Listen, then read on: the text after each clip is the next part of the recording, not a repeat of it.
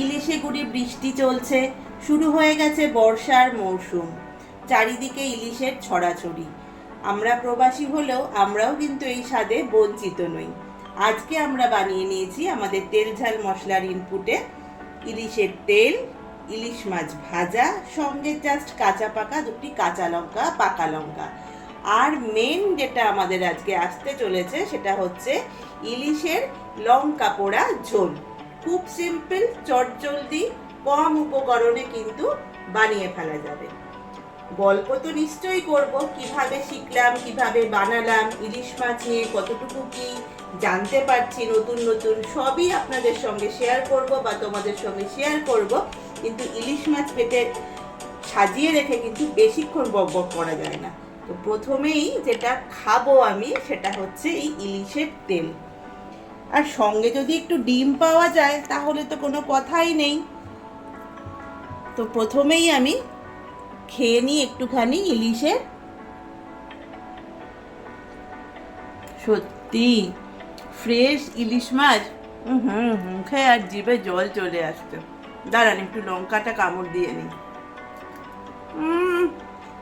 সেই খেতে। আর পরবর্তী রয়েছে, এটাও একটু আমি আগে টেস্ট করে নিই আপনাদের সঙ্গে। সেটা হচ্ছে ইলিশের লঙ্কা পোড়া ঝোল। খুব কম উপকরণে দুর্দান্ত স্বাদের রেসিপি। এটাও একটু টেস্ট করি, বলুন। সত্যি বলছি, না খেলে আর না বানালে বোধহয় আমিও বিশ্বাসই করতে পারতাম না এত কম উপকরণে এত কম সময় অনবদ্য ইলিশের এই রেসিপি। চলুন হাতটা ধুয়ে আপনাদের সঙ্গে শুরু করে দিই তাহলে। কিভাবে শিখলাম ইলিশ মাছ নিয়ে নানান গল্প, চলতে থাকবে আড্ডা। আমাদের ইলিশ যাপন, বর্ষা যাপন, আমাদের বাঙালিয়ানা, আমাদের গর্ব। আজকে যেহেতু আমি লঙ্কা পোড়া ইলিশ মাছ রান্না করছি, সেই জন্য আমি এখানে নিয়ে নিয়েছি 7-8টা শুকনো লঙ্কা। চাইলে তোমরা এর সঙ্গে কাশ্মীরি লঙ্কাও নিতে পারো, তবে আমার কাশ্মীরি লঙ্কার গুঁড়ো আছে, তাই এই শুকনো লঙ্কা কটা আমি একটুখানি ড্রাই রোস্ট করে নিয়ে জলের মধ্যে প্রথমে ভিজিয়ে রাখবো। তারপর এটার একটা পেস্ট বানিয়ে নেব। খুবই সিম্পল রেসিপি, দেখতে থাকো। বর্ষাকালের ইলিশ যাপনে আজকে আমাদের রান্না হচ্ছে শুকনো লঙ্কা পোড়া ইলিশ। লঙ্কা পোড়া মানে এটা পুরোপুরি পুড়বে না, এটা জাস্ট একটু ড্রাই রোস্ট হবে। ড্রাই রোস্ট হলে এটাকে আমি একটু জলের মধ্যে ভিজিয়ে রাখবো মিনিট 5-7। তারপর এটার একটা সুন্দর পেস্ট বানিয়ে নেব। তারপর আমি নুন হলুদ দিয়ে হালকা করে একটু ইলিশ মাছের পিসগুলোকে ভেজে নেব।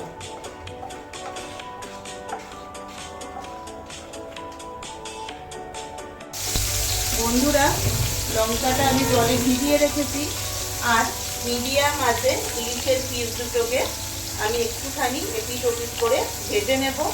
আমরা নিয়েছি এখানে ইলিশের রাউন্ড পিস, চাইলে তোমরা পেটি এবং গাদা আলাদা করেও ব্যবহার করতে পারো।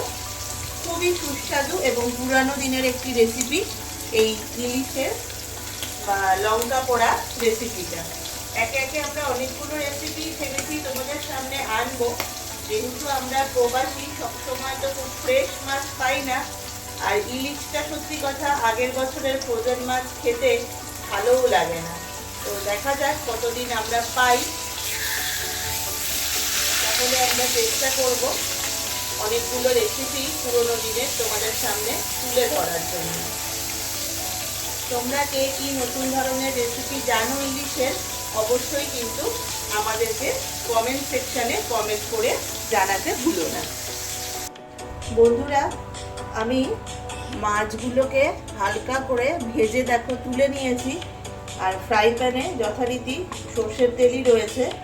এবার আমি প্রথমে এতে দিয়ে নেব, গ্যাসটা মিডিয়াম করে, অল্প পরিমাণ হলুদের গুঁড়ো বা টারমারিক পাউডার, একদম তেলের ওপরেই কিন্তু।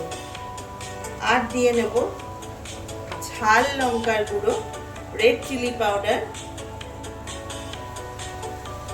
এবার আমি এতে ব্যবহার করব আগে থেকে যে বেটে রেখেছিলাম আমি এখানে লঙ্কার পেস্টটা, যেটা দেখলে তোমরা আমি ড্রাই রোস্ট করে নিয়েছিলাম, সেটার পেস্টটা আমি জল দিয়ে করে নিয়েছি। তো সেটা আমি এখানে অ্যাড করে দিলাম। এবার আমি এতে ব্যবহার করব কাশ্মীরি লঙ্কার গুঁড়ো।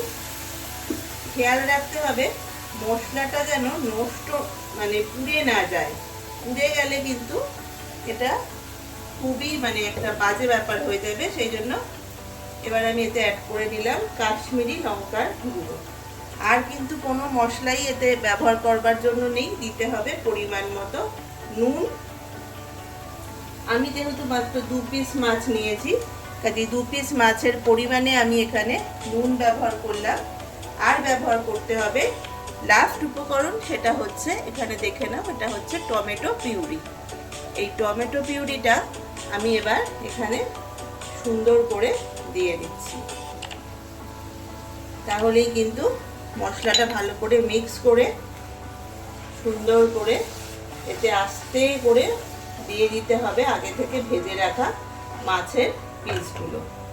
আমি এবার একে একে দুটো মাছের পিসই এখানে সুন্দরভাবে ফ্রাই প্যানে দিয়ে দিচ্ছি। এবার আমি উপর থেকে দিয়ে দেব একটুখানি জল। মিনিট 4-5 ফুটলেই কিন্তু রেডি হয়ে যাবে ইলিশের লঙ্কা পোড়া ঝোল। এটা এবার গ্যাস আমি বাড়িয়ে দিচ্ছি মিডিয়াম থেকে, শুধু এটা ফুটে ওঠার অপেক্ষা। আর সব সময় দেখা যায় যে আমরা ফোড়নে শুকনো লঙ্কা গোটা ব্যবহার করি, এখানে কিন্তু তাই নয়। এখানে দেখো একটা গোটা লঙ্কা আমি নিয়েছি, এটা এবার আমি এখানে মাঝখানে ফুটতে দেব। যেহেতু লঙ্কাটা শুকনো লঙ্কাটা আমি এখানে ড্রাই রোস্ট করে দিয়েছি, সেই জন্য কিন্তু শুকনো লঙ্কাটা ফোড়ন হিসেবে নয়। আর লাস্টে যেটা পড়বে উপকরণ, সেটা হচ্ছে অল্পখানি কাঁচা সর্ষের তেল। এইভাবে মিনিট 3-4 হাই হিটে ফুটিয়ে নিলেই কিন্তু রেডি হয়ে যাবে ইলিশের লঙ্কা পোড়া ঝোল। দেখতেই পেলে খুব অল্প সময় এবং খুব কম উপকরণে চটজলদি ভাবে কিন্তু বানিয়ে নেওয়া যায় ইলিশের হরেক রকম পদ্ধতি। সঙ্গে থাকো, দেখতে থাকো ইলিশের লঙ্কা পোড়া ঝোল। বন্ধুরা, আমি একদম কাছ থেকে নিয়ে তোমাদেরকে দেখাচ্ছি যে একেবারে কিন্তু রেডি ইলিশের লঙ্কা পোড়া ঝোল। অবশ্যই তোমরা ট্রাই করো এবং আমাকে জানিও তোমাদের কেমন লাগলো। খুবই সিম্পল রেসিপি এবং খুবই কম সময়, কম মশলাপাতি সব কিছু ব্যবহার করে, শুধু একটু যারা ঝাল খেতে ভালোবাসে, কারণ এতে রেড চিলি পাউডারও আছে, আবার রেড চিলি পেস্টও আছে, এটাই ব্যাপার। তবে প্রয়োজন মতো তোমরা লঙ্কার রেশিও কম বেশি নিশ্চয়ই করতে পারবে তোমাদের নিজস্ব স্বাদ অনুযায়ী। আজকে রইল ইলিশ উৎসবে বা ইলিশ বাহারে তেল ঝাল মশলার ইনপুটের রেসিপি ইলিশের লঙ্কা পোড়া ঝোল। সকলে ভালো থেকো, সুস্থ থেকো। আবার দেখা হবে খুব শিগগিরই নতুন কোনো ভিডিও বা ঘুরতে যাওয়ার ব্লগে। টাটা।